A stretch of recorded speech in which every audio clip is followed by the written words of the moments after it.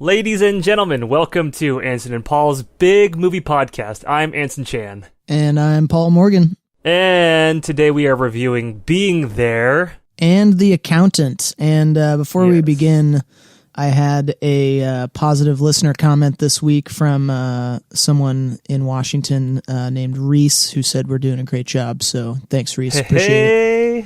Thanks, Reese. Long time no see. Is this the same Reese that I'm thinking of? Yep. Hey, there you go. So, yeah. Well, with that out of the way, which would you prefer to start with, Anson? Let's start with Being There. All right. Do you want to tell us about it, or should I? How about you go ahead? All right. Being There is the 1979 movie by Hal Ashby, the great Hal Ashby, centered around a gardener named Chance the gardener, who, upon the loss of his job as a gardener for a wealthy man in Washington, D.C., ventures out into the city only to find that he really doesn't fit in, and then he gets through a hapless accident, he gets hooked up with this lady, Shirley MacLaine, and her dying husband, who kind of see him as this wise sage kind of guy. It's almost like a Rasputin type of scenario. And from there, he kind of unwittingly rises the ranks of advisor to the blah, blah, blah, up and on through the U.S. government there. So, yeah. The wealthy Bill Rand, or whatever his name is. And Rand being a very powerful figure in the old days. Yeah. It still is. The Rand Corporation is still huge. Yeah, and I know the Rand Corporation from its involvement in the Cuban Missile Crisis. Yeah, they advising Kennedy and people like that. Yeah, that's correct. Yeah. So this is a weird movie. One of my faves, but a weird one nonetheless. Anson, what worked for you about this weird movie? So, first off, we should mention that we're kind of went for a theme here today. I think last podcast, or whenever we were talking, we had gotten to the topic of Tropic Thunder, or something like that, where... yes. We're talking about going full, quote-unquote, retard, but not like a full retard, more like, you know, the guy from Being There, whatever he says because the last... Okay, so there's two versions of the scene where Robert Downey Jr. explains the full retard thing. And in the longer version, he goes, Dustin Hoffman and Rain Man, not a retard. Forrest Gump, not a retard because he won the ping pong competition. And then the last one he mentions is this movie, which is apt because Peter Sellers is essentially like a young kid, but very severely affected in his mannerisms. So like he can't read, he can't write, he doesn't have like a lot of social skills. He's very slow to respond when he's spoken to. He has like what I would assume be like a form of high functioning autism. Yeah. In this podcast, the idea was to watch two movies about people who maybe aren't all there functionally, if that makes sense. And this isn't meant to be like a put down or anything if anyone's getting the wrong idea. It's just like, podcast. What do you do with like kind of a semi-broken character, but not broken in the way that they have like a lot of flaws, broken in like they don't have all of the regular social functions of... Yeah, or maybe not all the nuts and bolts are up there. But yeah. I think these both do a tremendous job at exploring that kind of way in their own way. More so The Accountant, but Being There also has its really great moments as well. Yeah. Back into what we were talking about. What worked for me in this movie... I love the shot choices in this movie. I like the old 80s kind of movies where they could shoot in huge mansions and like people wanted to go see that life on the other side kind of mentality where the ultra rich life was, I guess, kind of a thing people wanted to see in a way. Like if you look at the old 50s movies, even like Bogart and those guys, and they're like in that very upper echelon-y type of life. It's fun to see that the way they walk, the way they talk kind of thing. And this way does that too, but it's done for laughs in a little bit because Peter Sellers' character, who again is like, he's like a child. I don't think you mentioned this in your synopsis, but who he was gardening for, it's kind of inferred very heavily that he is the illegitimate son of that wealthy man, and that nobody knows that he even exists because he's been like kind of tucked away in their nice house. Yeah. For a lot of reasons. That was a thing back in the day, you might have that happen, a child who was heavily mentally diminished or a relative or something, that someone you just don't talk about. Yeah. And so this explored it in a kind of a comedic way where he's just this very innocent, naive guy. He experiences the whole world through TV and through the garden in which he used to work. He doesn't, which I think have is a lot kind of of an apt metaphor for kind of the way cell phones have taken over some of our social interaction today. Yes, this movie had a lot to comment about on television at the time. Well, that's a huge theme in this movie. Yeah. Because you see how literally everyone in this movie experiences the world through TV, but it is Peter Sellers' character who like really encompasses it in a very childlike sort of way. Yeah. When he first gets mugged in the street, or not mugged, but like he encounters these like this group of like black youngsters in DC. Yeah. The only black person he's ever known was like the maid who like brought him food. Yeah. Right? And maybe helped raise him his whole life. He's an older man now. He's like 60.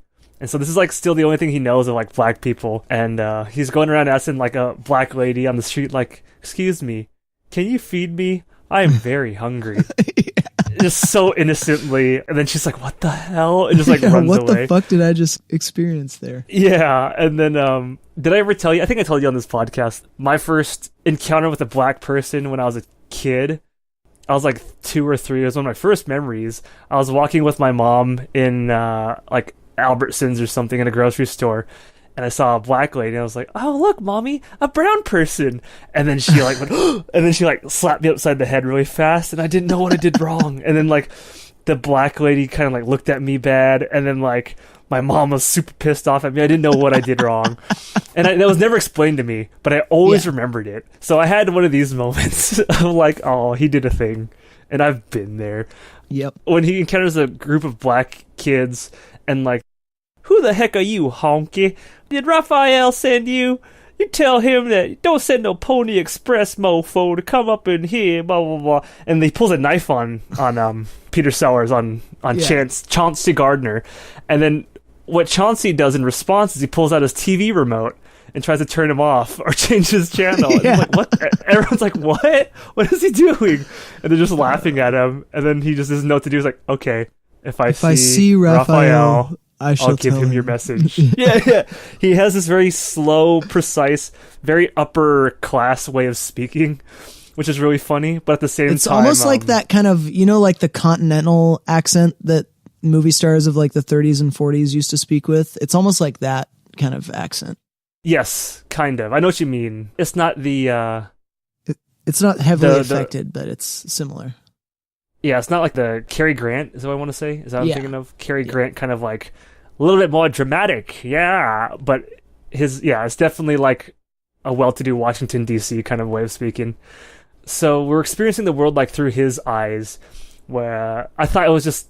it was really funny. He's used as like I guess in comedy, I guess you'd call that the straight man, where like a lot of things happen around the straight man, and the way that the straight man reacts to those things makes it comedic, or how people react to his reacting makes it comedic. Yeah. Right. So he was just a very, very happy, pleasant character to kind of like take on this this world where he's thrust into not only adult life and scenarios, but like political and economic intrigue at the highest level, interacting with people who no one in any right should just have like a walk-on role in. And it's just so funny to see how they perceive him as he just reacts to them, which is a huge point of focus later on in the movie when he meets the ambassadors. And like, wow, he speaks 8 different languages, holds 2 doctorates in medicine. Yeah. Like, they think he's just like this brilliant dude just because the way he reacts to people, and they just kind of infer on him the meaning. Yeah. That happens to him with the ambassador. It happens to him with the gay guy. It happens throughout the movie with Shirley MacLaine. They have the kind of the same thing that happens with the gay guy happens with Shirley MacLaine. Where the doctor, the elevator guy, Yeah. Bill Rand or whatever his name is. Yeah. Like everyone thinks he's different. The doctor thinks he's a very funny guy. The elevator guy thinks he's a very funny guy. Shirley MacLaine thinks he's very serious. Ben Rand thinks that he's a wizard, this deeply philosophical, stoic guy, right? Yeah. It's just hilarious. So it was really fun seeing him carry on this character. Yeah. I really liked Shirley MacLaine in this movie. Yeah. I don't know if I know her from anything else, but I just know her as like a very, very, very famous actor. I don't know. I couldn't tell you a single thing she's been in besides this, as stupid as that sounds. She reminds me a lot of like my mom in a way. She has like that grin of hers, that smile. She like does her hair like my mom too. I think my mom never got out of whatever era this is in the way that she does her hair. But so I thought it was really funny. Like Shirley MacLaine's character was just so likable. I liked all the characters in this movie are very strong. I like them all. Yeah. I like the character of Ben Rand, who's a gazillionaire kingmaker, advisor to the president, head or part of like the what's that secret society? Is it the Masons I'm thinking of? Possibly, yeah. That symbol with the pyramid in the eye, isn't that the Masons? Or is that the I don't know who that belongs to necessarily. No, I know the name, but I forget. If I hear it, I would know it right away. Yeah. And I'm sad I don't know it off the top of my head. The literati or something like that. Oh, the Illuminati? Illuminati, thank you. The Illuminati. I think he's like an Illuminati guy. And I better check on this because I don't want to sound like a complete dumbass. Hold on. Illuminati symbol. Yeah, it's the Illuminati. He's part of the Illuminati. Yeah. And you see him as like a really nice guy, right? You see him as like a grandfatherly figure. Yeah. And then you learn later, which I love. Should I talk about this? I might cut this out. The funeral. Oh yeah. I mean, it's kind of already a thing because like when you meet him, he's dying. Yeah. So can I talk about it? Yeah, I think we can talk about that. Okay. So at spoiler alert, Ben Rand's funeral, the president is quoting him and saying some pretty awful things, like that you here's wouldn't why have I hate inferred. people on welfare. Yeah, it's like no, he goes, "I do not have use for people on welfare, but to be fair, they do not have use for me or for people like me or something like that." Right? And it's like, what the fuck? Like, because from a person to person, the way he interacts with our main character, Chauncey Gardner, as they call him, you would never get that. and it's funny to kind of see like, oh yeah, we're back in the real world, aren't we? This isn't just kind of like this. It's kind of like the world becomes simpler around Chauncey Gardner as they interact with him and deal with him and think with him versus their life outside of that circle, right? Yeah. In his business life, he's a very outspoken conservative who has some pretty interesting political views. And that's such an interesting contrast to what we've been shown this entire time. Yeah. Where you say, oh, wait a minute. Shirley MacLaine and her character, when, she falls in love with Chauncey, which is just weird. It's so funny. Like, I don't have a lot of friends. Yeah. My age. That's a very real thing too, right? Where like you're kind of tucked away. You're definitely kind of a trophy wife, a loving trophy wife, but she has very deep feelings and quote unquote lusty feelings for Chauncey Gardner as revealed by the end of the movie. It's just so great, like watching everyone kind of open up to this character and kind of become better people because of him in a weird way. Yeah. I loved the reaction shots of the doctor, of Dr. Allenby, when they would just kind of like cut to him peculiarly staring at the odd behaviors of Peter Sellers or of Chauncey Gardner. It was just so interesting to see. Like he couldn't light his cigar, but no one was noticing, right? Yeah. The way he's like trying to avoid the cracks on the floor, which is really funny. Yeah. And then like only he seems to see these sort of things. Even the people who kick Chauncey Gardner out in the beginning all of a sudden assume that he's some brilliant guy because of what TV told them, right? Despite actually seeing him in person, being this really maybe like 6-year-old level of like intelligence, or maybe like 8-year-old level of intelligence. They think that he's some brilliant guy too because of what TV showed them, right? Yeah. It's just so funny. It's a farce. This movie is just a beautiful, wonderful farce with great shots, amazing characters, well paced. The jokes all land, in my opinion. Yeah. It takes its time so that the jokes can kind of like, it's not a haha punchline, just reactions and slowness and quiet will kind of deliver the laugh. Yeah. Which is great. In the beginning, I was really uncomfortable watching it because it was kind of sad seeing, for lack of a better way to phrase it, kind of like that cringed-induced, oh no, when Chance has like, he's getting taken advantage of by the lawyers who are like, I just need you to sign here. I can't sign. I don't know how to write. Okay, well, we can help you with that. And you're like, oh no, you know? Yeah. So it was kind of hard to watch because I thought this was going to be sad. Like, this is going to suck for this guy to go out into the real world and then just get mobbed and just, you know, ruined. Yep. Yeah. But it was not that at all, which was a huge breath of fresh air, which made me like it that much more. Certainly. I also really liked how everyone was trying to investigate who is Chauncey Gardner, the Fed, the CIA, the FBI, the newspapers, the Illuminati. Everyone is trying to figure out who the fuck is this guy.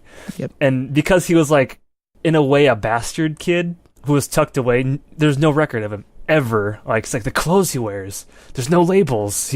They were made in the 1920s of the best material. Yeah. All the people who like made this are dead. He doesn't carry ID. He doesn't have a wallet. He doesn't have credit cards. Who is this guy? Yeah, right. It's so funny what people infer from that kind of background. So whoever wrote this is a fucking genius.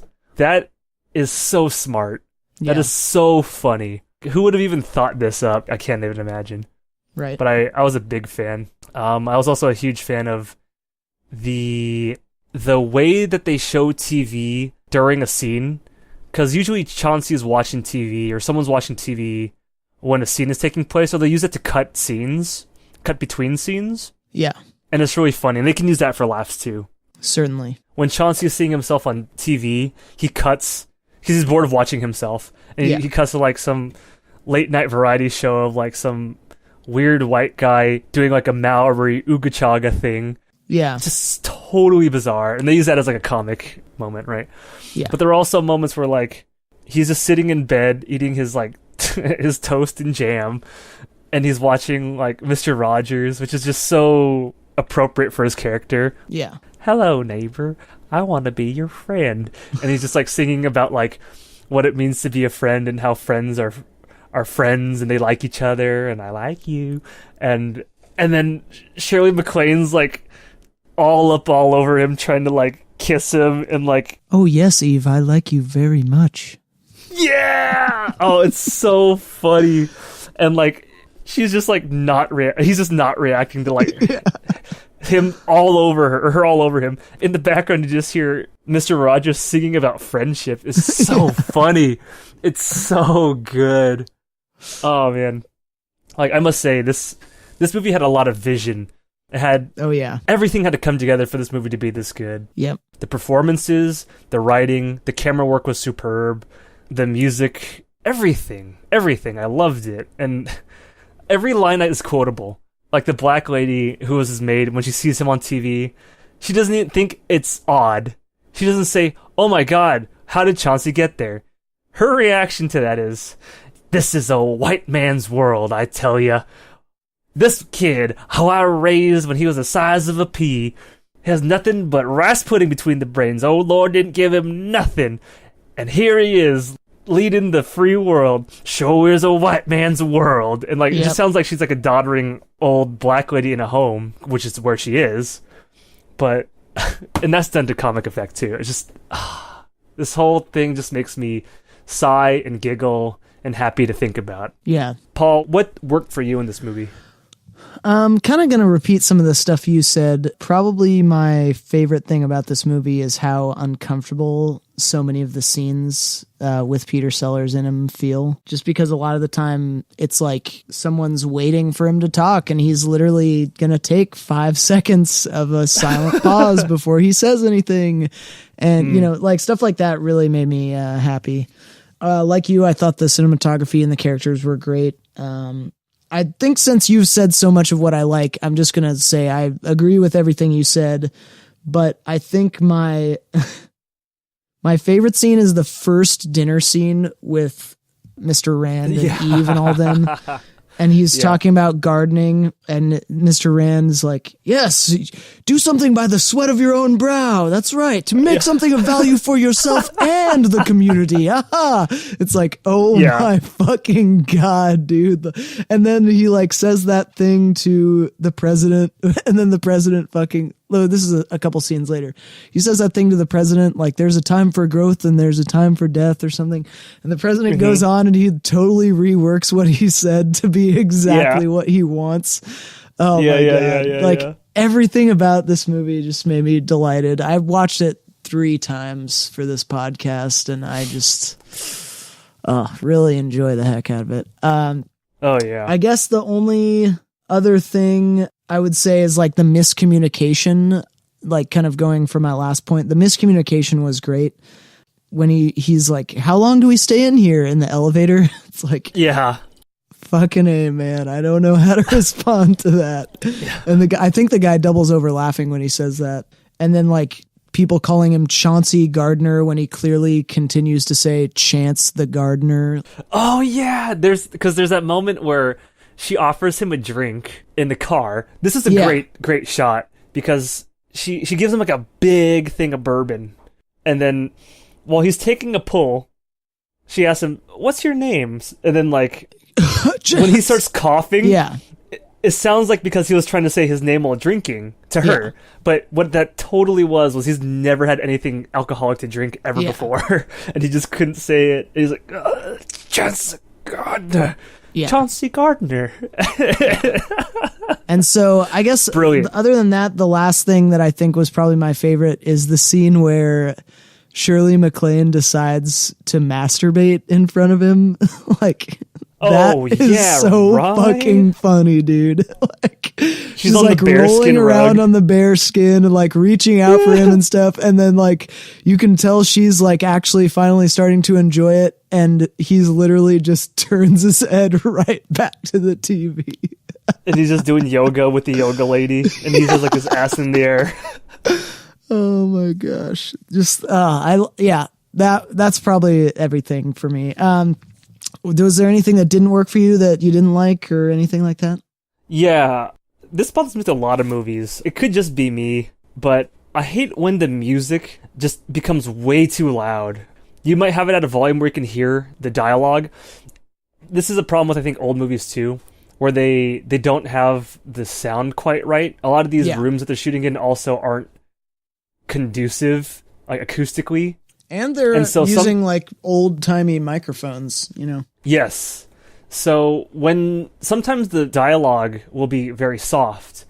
Yeah. Sometimes it'll be perfect. But whenever there is music that hits or the TV kind of volume comes back, it's so loud. Yeah. Which might be, I know that's for like, it's done intentionally, but since I'm not watching this in a theater. The Accountant. I had a huge problem with that, The Accountant. Yeah, it's disturbing because you have to turn it down right away because you have neighbors and it's just like blasting in your face. Like, oh, whoa. If I can choose to enjoy this a little bit more, I don't know. Maybe I'm being a pussy when it comes to that, but I think... No, I understand. I feel the same way about both this and The Accountant. Like, the dialogue was way too soft. The music and the sound effects were often way too loud. The Accountant for sure had that huge issue. That's we'll get to that when we get to The Accountant, but... Yeah. It's, gosh, very upsetting. The last scene, when they're trying to decide, like, who do we do? Who we put in the presidency? Like, this might be our last chance to have the Illuminati in presidency, or as a president. They're whispering over the casket while they're putting him to his pyramid pagoda, kind of like mausoleum. That scene is so soft. I had to blast not only my computer, but the speakers too, to kind of hear it. There are definite audio issues in this movie.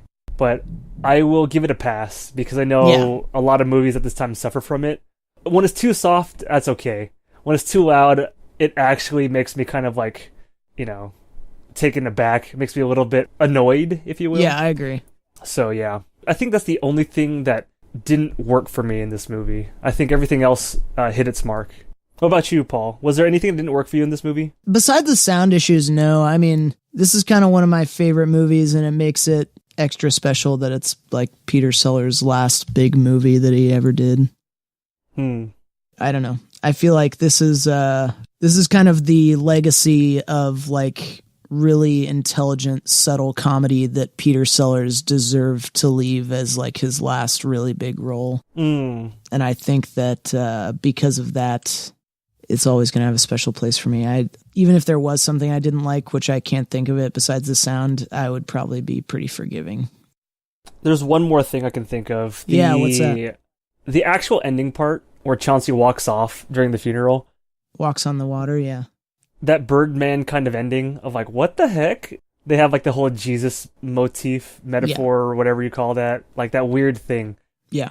I think that was a really bizarre way to end the movie. I think it holds the rest of the movie in place. It's a fine glue because you needed to have Ben die. You wanted to see like how, oh my god, this intrigue just got elevated so much where he's actually going to be in trouble now when the Illuminati tries to get a hold of him. Or maybe it's just like a farce on trying to see like people are so stupid that they're going to elect someone who's like, or they're going to try to like, you know, put this poor, really naive guy who has no right being in this world into like thrust him into this world who's going to get super taken advantage of. Yeah. Whether that be for funny or for terror or for shock.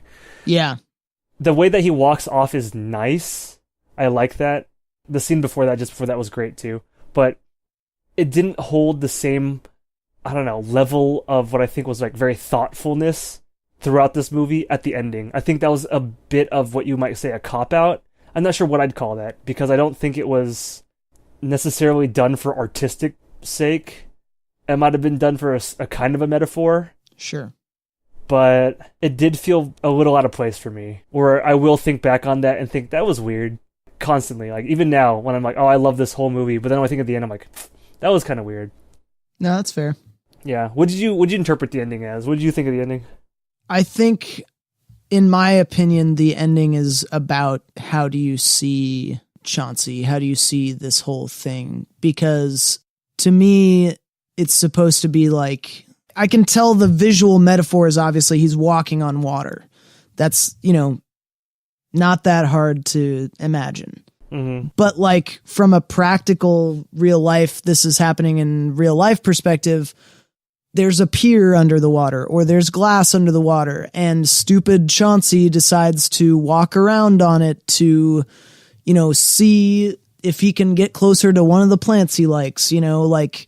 I don't think that was the message. No, that's what I'm saying is that both of those are happening in reality, I guess. But it's more about like, how do you see Chauncey? Do you see a guy whose simplicity gives him some sort of a savior image to people? Do you see a dumb guy who wandered into a shallow part of a pond because he wants to inspect the flower? Do you see, you know, I think that part is supposed to be the audience projecting onto Chance. Oh, so that's our turn to project. Yeah, they almost. Just gave us a very visually striking scene to do it in. Yeah. I see. I mean, that's my opinion, but I don't think it's right. No, I like that. I think that's a beautiful way to frame that. Sure. Yeah. So would you recommend this to people? Highly. I would absolutely give this my seal of approval. I think for some modern audience goers, they might not maybe find the comedy as funny as maybe you and I did, but yeah. I would still have to give this a full-on approval, a full-on recommendation here, because there's nothing I can say that's wrong with it. I think this is a really good general audience movie. I think it's easily to be appreciated, and I think you're going to laugh, so go forth and be merry. How about you, Paul? Sure. Would you recommend this movie? I'd recommend it too. I would characterize this a lot of the same way that I characterized Dr. Strangelove, where I think it's probably one of the funniest movies of all time, but I don't ever laugh out loud while I'm watching it. That's the way I feel about this and Dr. Strangelove. So, me and Strangelove don't get along. Really? Yeah. I would brush up on Cold War history and then listen extremely closely to the dialogue. I'm quite familiar with Cold War history, but I didn't think it was that funny. Huh. Yeah, different strokes, I guess. It was also made by a dramatic director, so. It's the same Apocalypse Now moment where I'm like, yeah, but at the same time, when I saw it, I realized like immediately, I'm like, okay, this is just a not me thing, or it's just just not for me. Yeah. So I just feel the same way about the comedy in both movies. It's like I think the comedy's hilarious, but I don't actually laugh at all. So I'd recommend it, but I would say don't. You didn't laugh out loud in this movie? A couple times, but that's the same with Strangelove. It's like I think every part of it's funny, but I'll only laugh out loud 1 or 2 times. Oh, not the case for me. I laughed out loud a lot for this movie. Really? Yeah. Nice. Yeah. I think this is a good one. Agreed. So, moving on to our next flick, The Accountant. The Accountant. The Accountant, the 2016 action drama starring Ben Affleck, Anna Kendricks, J.K. Simmons. We got fucking... J.K. Simmons, John Bernthal. That's what I was looking for. Like John motherfucking Bernthal. The best Punisher. John Lithgow's in it. John Lithgow's amazing. Jeffrey Tambor. Oh, love Jeffrey Tambor. Oh yeah, Jeffrey Tambor is in this. And then a bunch really of good people cast. I don't know. Those are the main ones, I'd say. Great cast.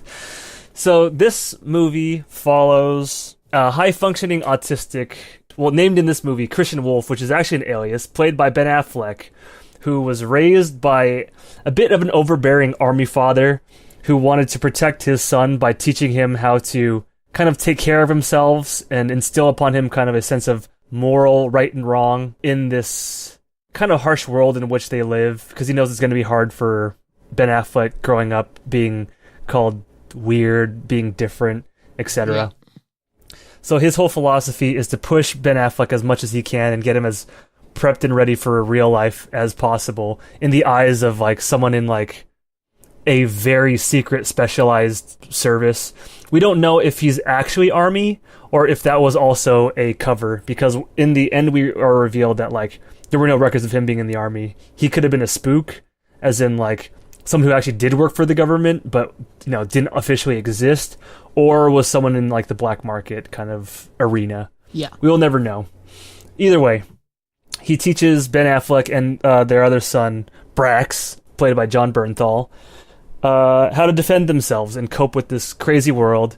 Cut forward. Well, actually, we cut back to that. But anyway, Ben Affleck is a very successful, genius accountant who has a mind for math and puzzles.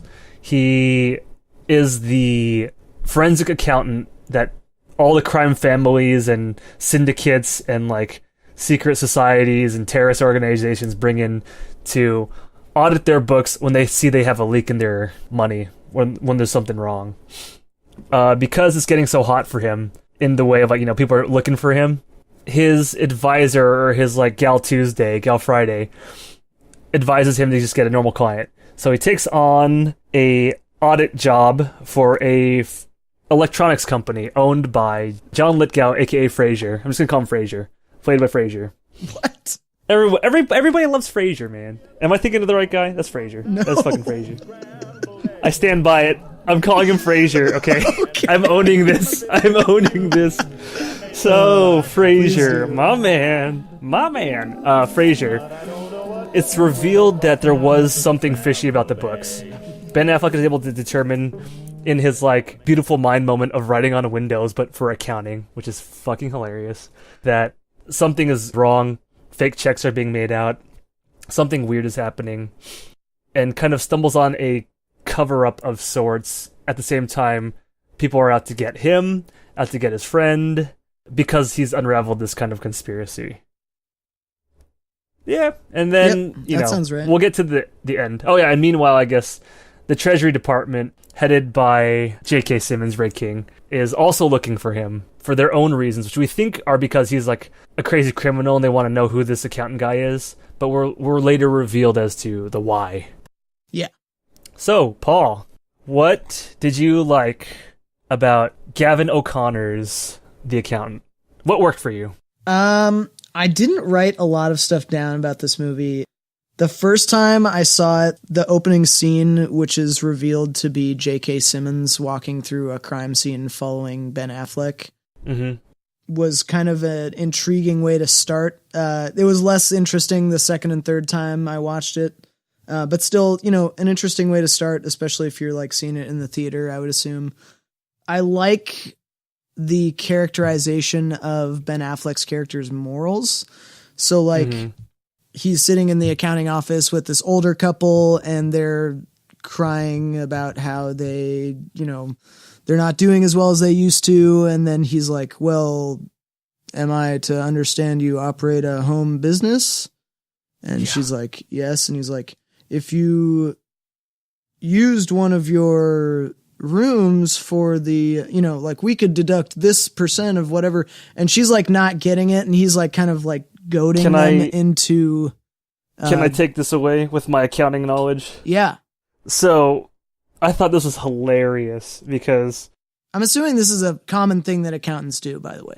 This is a real thing. Yeah.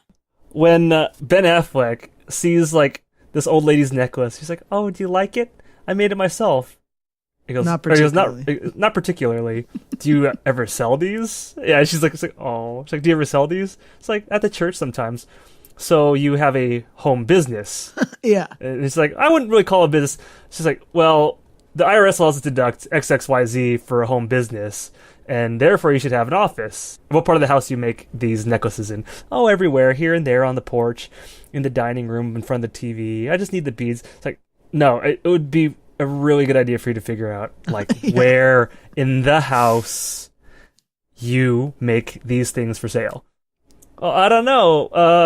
Okay, hold on 1 second. He like turns to the guy. He's like, "Can you tell me how big your dining room is?" Around 200. He's like, he's like telling him to go higher. I mean maybe 300 square feet. Okay, and then he just starts like creating this big tax shelter for them. It's great. It's fucking hilarious. Yeah. So I like that because it kind of shows like he's a good guy. Well, that's that whole moral grayness that is like good for the person kind of thing. Yeah, it's like he's being good to the common man. We'll get into. I'm not going to get into the politics of taxation, but I have strong feelings. As do I. I half liked and half really didn't like this movie, so take this with a grain of salt. I liked how non-linearly it went through Ben Affleck's background. Yes. It'd go present day, him as a kid, present day, him as a kid, present day, him in jail, present day, him as a kid, present day, him in jail. Yep. Like I like that bouncing around a lot because I think that a lot of directors nowadays don't treat audiences as if they can take that information in if it's presented in any unorthodox way at all. So I like that they did that. I thought that was great. It was also revealed at moments when it was pertinent to what was happening in the present tense. Exactly, which makes it even better. So I like that. I liked the violence was fun to watch, no matter how unrealistic some of it seemed. But I'm a sucker for fun movie violence, so there's that. And then the last thing I'll kind of say that I liked is kind of a stretch, so you're going to have to sit with this for a sec. I apologize. So my dad is autistic. He has Asperger's syndrome. Oh, what? Yeah, he's very autistic. He doesn't like interacting with people. He doesn't like, to be in big social situations where eyes are on him. Wait, I didn't know that. Yeah, he was diagnosed the year after I left for college, after my mom being like, something's not been right this whole time. So he has Asperger's syndrome, and his dad, my favorite granddad, was a very domineering political type. He retired from the army as a colonel after 30 years of service. My dad moved probably every 6 to 8 months his entire childhood. And because he has Asperger's, because he's so socially awkward, he was bullied a lot in school. And in the 50s and 60s, when my dad was going to school, if someone was bullying you, you fight them. And so my dad arranged for training in a lot of different, I know this sounds ridiculous because it's so very exactly the plot of this movie, but my dad got martial arts training and he got Army combat training and Ranger combat training as a very young kid and proceeded to like very seriously injure a lot of his bullies when he was growing up. And this behavior continued into high school. It continued into college, where kind of my granddad's favorite story that he heard about my dad was when my dad was in his room, someone who later turned out to be his roommate snuck up on him, and my dad threw him down a flight of stairs and practically beat him to shit. So like this story, as far-fetched as it feels when you're not someone who knows what living with autism or living with someone with autism is like, it feels very far-fetched, but it has a lot of like genuine connection to my experience of my dad. My God, that's incredible. Yeah. And so I think, you know, I like to joke with people who I've talked to about this movie that this movie should be called "Where Exactly Did This Movie Jump the Shark for You?" ? But some of the stuff like that, I was like, wow, this is kind of interesting, because this is like exactly how my dad and people around my dad would describe him as a child. Like he has this very serious sense of moral uprightness, and, you know, he believes in helping people out whenever you can, and he's always trying to be a good person, but that connection, that social connection, is just oftentimes not there for him. So, dude, okay, can I say this now? Yeah. When I saw this movie, when I saw the dad for young Ben Affleck, I was like, dude, that looks just like Paul's dad. I can't not see Paul's dad. He does look being like my this dad, guy. yeah. He looks just like him. I was like, Yeah. So I always laughed. I was like, this Paul is secretly the accountant, but working for a restaurant somewhere in Puyallup. He's the bar back. But I actually didn't know fucking that your dad is the original accountant. Holy shit. Yeah, it legitimately took me off guard how close to my dad's childhood this was, except my dad was growing up in the 50s and 60s, not in the presumably 70s and early 80s. So, you know, just very interesting. Wow. I don't have a lot more that's super complimentary to say about it. I thought it was an interesting movie. Very interesting. Like more interesting than a lot of movies that have come out lately. But I don't think that that's a bad or a good thing. It's just a thing. It's neutral. So with that, having said that, what did you enjoy about this movie?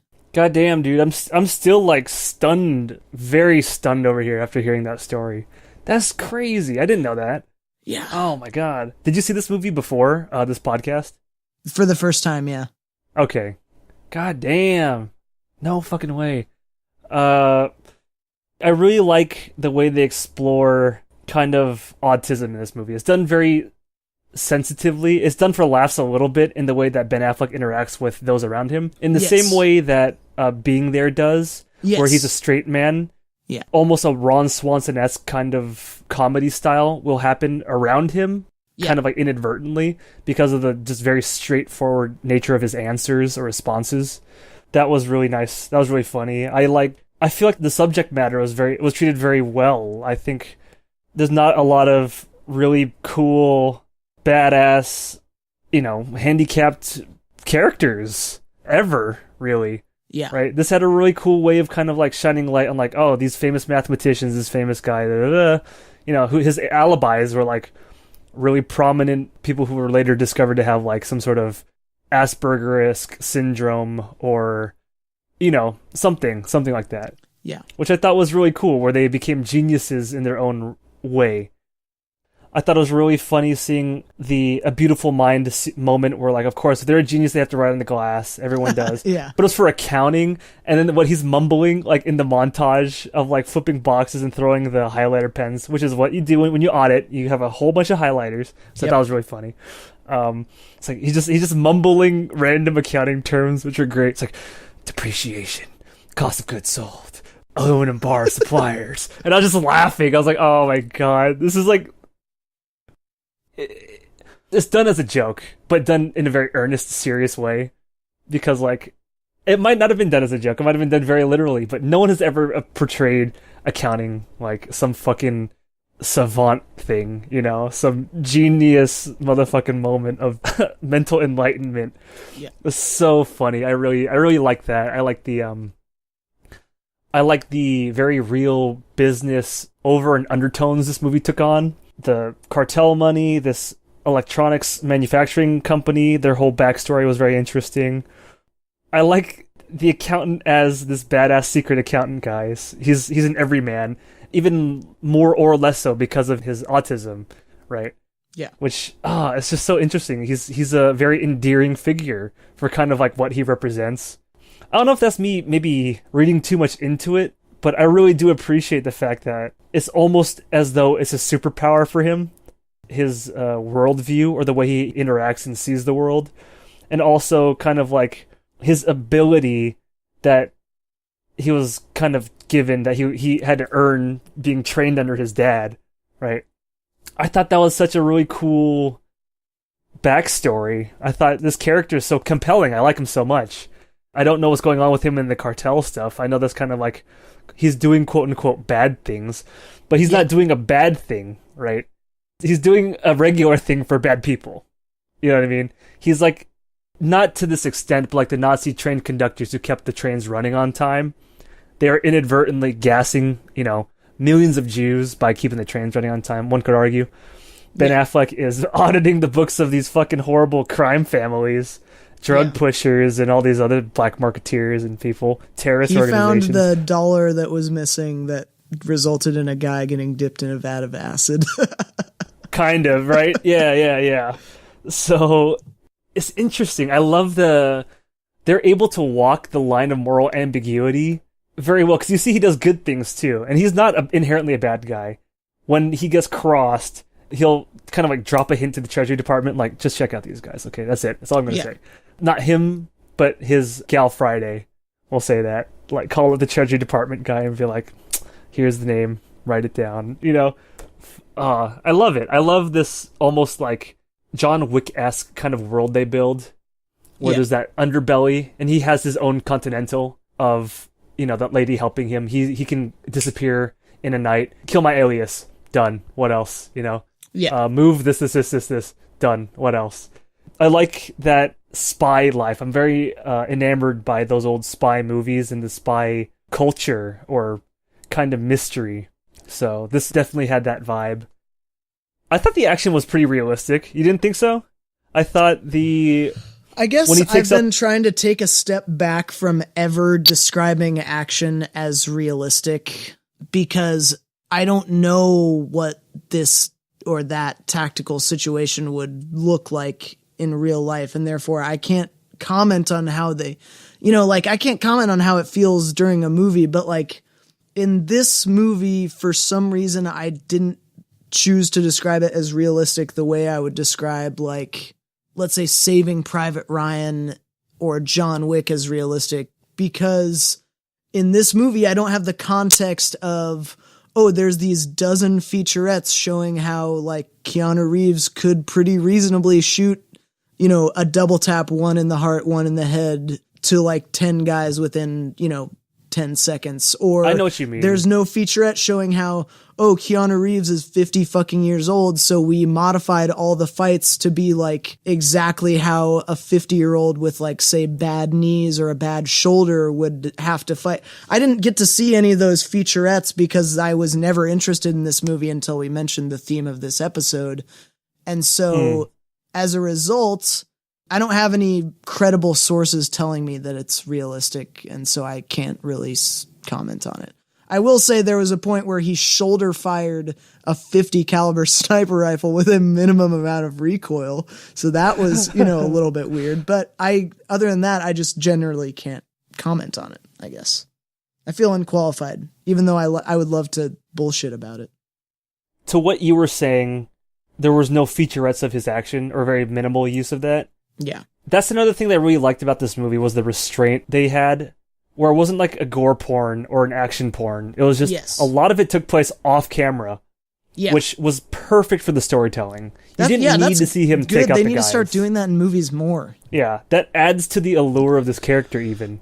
because all of a sudden people are fucking dead. And the part where I said the action is very realistic, specifically when he's going to the Italian mobster's hideout after they kill Francis, played by Jeffrey Tambor. That scene when they have him on camera, like, knifing those dudes was very realistic. Yeah, that's that like was special insane. forces. Yeah, special forces style, like cut the artery, go up, get the neck, get the next guy. Like, I feel like that was very practiced and made so realistic looking, because that is a very real maneuver you would do. Yeah. And then they don't really show what happens inside the Italian place. All they show are dead bodies or people like falling down with like, gunshots in their head, like flying down the stairs. That's all you needed to see. Because what that little bit you saw when he did kill those guys makes you know it instantly. It's like, oh shit, this guy knows what he's doing, without showing you that he knows what he's doing. So, I really like that. I loved the character building when they were young. I thought that was very endearing and alluring. I thought that was such a nice way to make you warm up to these characters. I thought the dad character was very interesting. His tough love approach is just so cool. He's making his kids into killing machines because that's how he knows how to raise his kids. He needs to prepare them for life's harsh realities, and in his life, reality is very harsh. And I thought that's not far-fetched. And apparently what you're telling me is that's literally a thing that happened to you and your family. Yeah, I mean, like, my dad's dad practically raised me, and so I know him as this, like, benevolent old dude who, like to train horses and shit. But, like, to hear my dad and his sisters talk about it, my granddad was absolutely viciously authoritative in the home about, like, you have to be normal. Because, like, I mean, when you're in the Army, if your dad is in the Army, everything you do reflects well or badly upon him to his superior officers. And the superior officers will find out that, oh, your kid was a shit at this family gathering that only one other member of the military happened to attend. So he was just very, very viciously authoritative, like, demanded amazing grades. And so as a result, like, my dad would just pour himself into school stuff. So he's ridiculously smart, but also, he had bullies, then he'd beat the shit out of them because, he's task oriented. You teach him something, he'll figure out a way to make it work. So that's another thing, that this movie's grounded in such a very close reality where that upbringing was not far-fetched for me to believe. The action was not far-fetched for me to believe. The financial world that he inhabits was very not hard to believe. This is, all real things. Yeah. This movie is fantastic in what it does, but it's very realistic in its setting and kind of its approach. And when you're able to take what is ordinary and make it extraordinary is just, for me, is huge props. And this movie absolutely does that. And, these are things that exist in the financial world, made sexy. Boom. Awesome. These are things that exist in a military family. Boom. Sexy. These are things that exist in spy life. Boom. Already sexy, but boom, sexy because it's applied. Right? Yeah. And these are things that, like, this is kind of like the developmental strategy for autistic or mentally challenged people. Boom. They made that sexy. There is such a real world grounding in this movie and done with such kind of like care and precision. I love this movie. Like, I get warm thinking about it because I think it hit all of its marks in what it needed to do and excelling because it broke their expectation. Because this should have, by all accounts, been a very dumb movie. This should have been a throwaway on TV action movie you'd never even think about again. But because of what they, again, tackle in this and the story they tell, I will remember this. I will definitely remember this movie. Yeah, this is definitely a memorable movie. Yeah. And that was before me knowing that your dad was basically the accountant. Cool. It's like, what are the odds of them all having right wrists or being right-handed? It's like, it was an accident, Dad. It's like, nope, wrong answer. You should be thinking you should be breaking 4 wrists right now. I was like, yeah. Oh man. So I only have 15 minutes left in which I can podcast. So let's should we rush through what didn't work for us? Yeah, let's go. Paul, okay. What didn't work? The pictures of Ben Affleck, he was facing away in every, like, you had a photographer there. You couldn't wait 2 seconds for him to turn the fuck around before you took a picture. Fuck off. Okay. Did not like that. Very, very much did not like that. That's so picky, dude. That's so picky. Dude, that is like a spy movie trope that needs to die the most horrible death. Give me your disbelief right now. You got to suspend it. Yeah, I know. Because it makes the IRS or Department of the Treasury angle more interesting that they don't know who he is. I agree. But I mentioned the shoulder firing the 50 caliber rifle. A little weird. So the reason I joked earlier that this movie should be called When Did This Movie Jump the Shark for You is because starting when he goes to John Lithgow's house, every point after that, I feel like was maybe a little bit of a stretch. That was the action climax. Yes. And then all the other stuff has to unfold after it. But the last the last maybe 15 minutes of the movie, I don't have any notes on how to make them better, but I just know I didn't like the way they went. I can give you some notes because I have issues with the last 20, 15 minutes as well. Okay, awesome. So with that, I'll give what I didn't like over to you because I pretty much said the only couple things that apply. Don't forget the music and the sound. Yeah, you forgot that. Oh, dude, the gunshots, dude. Turn that shit down. I tried to watch this at night when my family was asleep, and I found myself way raising the volume every 5 minutes, and then the next 5 minutes I would be way turning it down. Like, yeah, same. I optimize it for a theater, that's fine. But when you release the cut you're going to release to HBO Go, optimize it for a television screen, preferably, interchangeably between a single monitor speaker or a, Dolby 5.1 or 5.6 or whatever it is. And then allow people to choose, a setting so that it's a little bit better equalized, because the first time I watched this, I practically got none of the dialogue because I had just finished turning the TV down from all the gunshots. Yep. Very upsetting stuff. So yeah, Same. With that, what didn't work for you? That being the first one, like when the music would just like turn on, like just before 10 o'clock, he does like a weird Muay Thai training regiment playing like just really loud electronic music, and like the gunshots are just so loud. Watching it like at 4 a.m, I'm like, oh god, I hope my neighbors can't hear this. Yeah. Oh man, that was a huge bother. I didn't quite like the character Maribeth Medina. I thought she was just fucking drywall. I didn't think she did a good job acting. Everyone else's performance in this movie was good, except for her. John Bernthal, I thought, was just fucking John Bernthal, unfortunately. He needed to be just as quiet or reserved, or, he needed to pull back on his John Bernthal fucking shit. Like, he was like ad-libbing lines, it felt like. Yeah. He was getting all worked up, and like, the character also felt who like they he was introduced trying to be funny too. Yeah, the character who they introduced as a child was like also stoic with Ben Affleck. You know what I mean? He needed to pull back in that moment when they fight. He needed to keep shouting what he was thinking and feeling. Like, I feel angry right now. Grr, grr, grr. And it's like, man, John, like really reshoot that.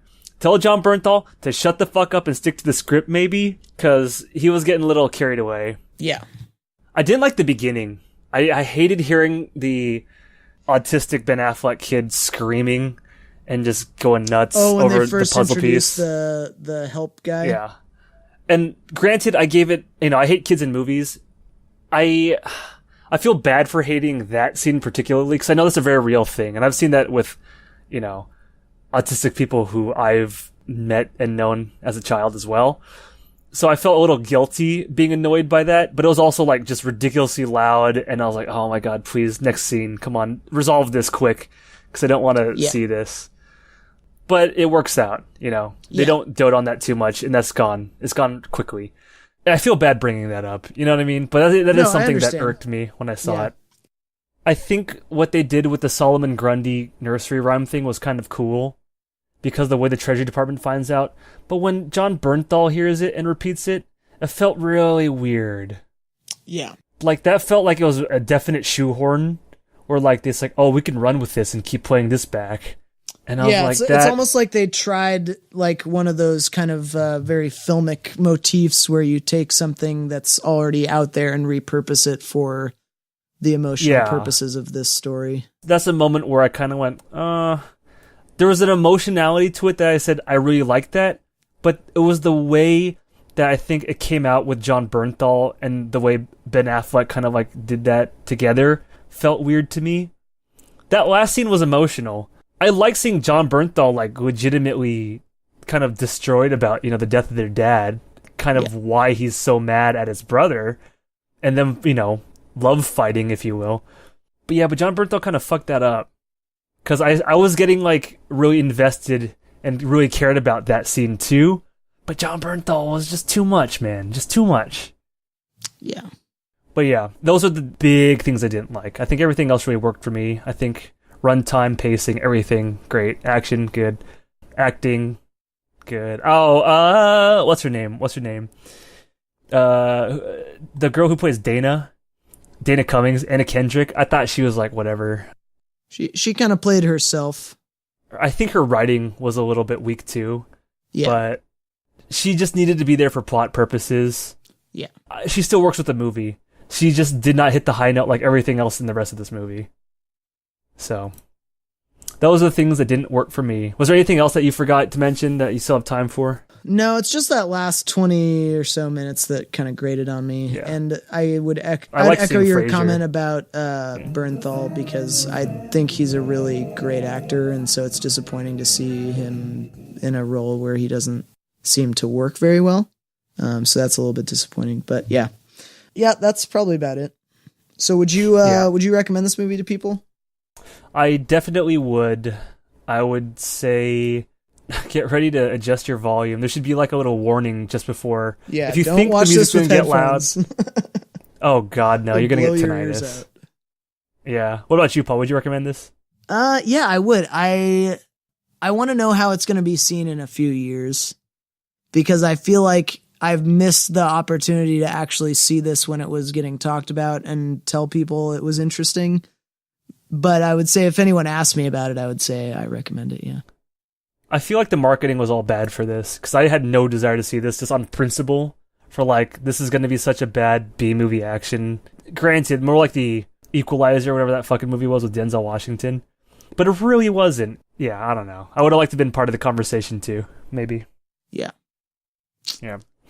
All right. Well, Paul has to go make that muns, so I have work been for a Anson living. Chan. And I've been Paul Morgan. And thank you all for watching. We have no use for people on welfare, but then again, you have no use for people like us. Just See you kidding. next time. Just kidding. Easy. Bye.